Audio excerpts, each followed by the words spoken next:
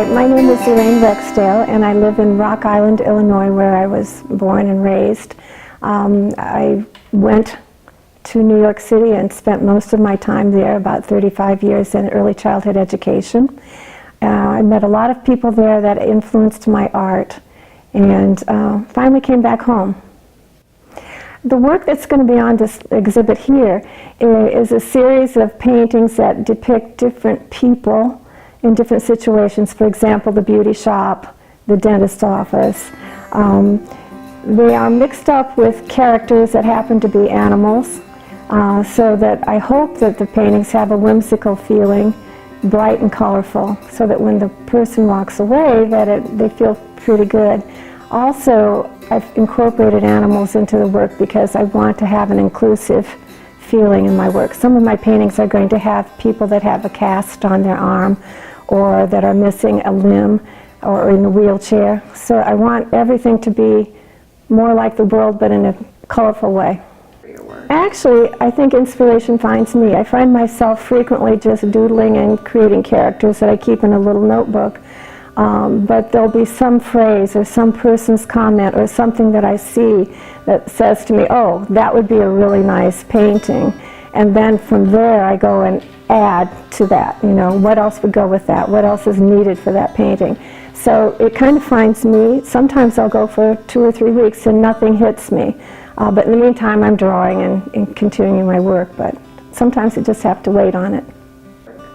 Most of my early childhood education took me to working in child care centers and elementary schools. And there I really became associated with children and as they saw the world, which frequently surprised me, their colorful way and the importance that they placed on things.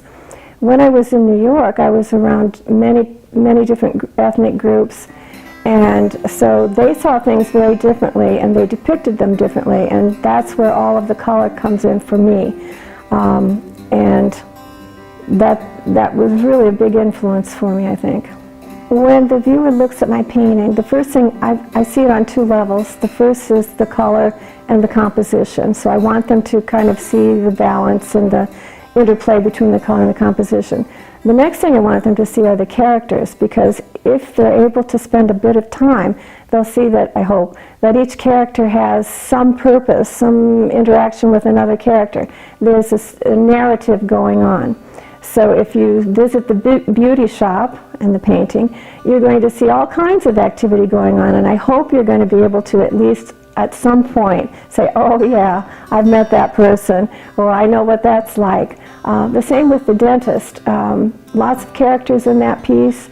Some have bound up abscessed tooth, another is in the chair just waiting to be taken care of. So I think everybody would be able to find something in that painting that they can connect with. But in the end, I hope the color overtakes any negative feeling they might have, and they just kind of get a chuckle out of it. I like to use text to focus the viewer. So for example, there is one painting that's called See Me, and that has people who are disabled. And in a sense, that is a political statement because they can think about how you want to view people. And other text might be there just to fill in the space design-wise. For example, there's one that's about oil, the oil field. And I needed something to fill in the background, and so I used the letters to create a pattern on the base of it. So it could be both. It could be political in nature, or it could just be part of the design that I want people to see. If they look closely, they'll see. I do use text in my paintings. One that I'm thinking of right now is the painting called See Me. That's a painting that has a lot of disabled people in there doing activities, and it is political in the sense that I do want people to focus on seeing people for who they are and what they can do. Another painting called The Oil Field is really about an oil field, and it had no particular meaning other than I know oil fields can be controversial, but I needed something to fill in the design at the bottom for visual interest. Remember I said I like 2 forms.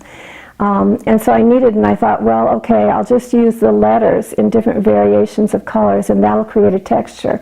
So that's how I'm using them. Because I'm a self-taught artist, I'm pretty sure I break some rules. But what I'm thinking about is that my most important goal is to keep the color balance and keep it light. Breaking the rules, I'm sure the perspectives are not always correct. Things are not always the size they should be. Those things are okay because I just want to tell the story.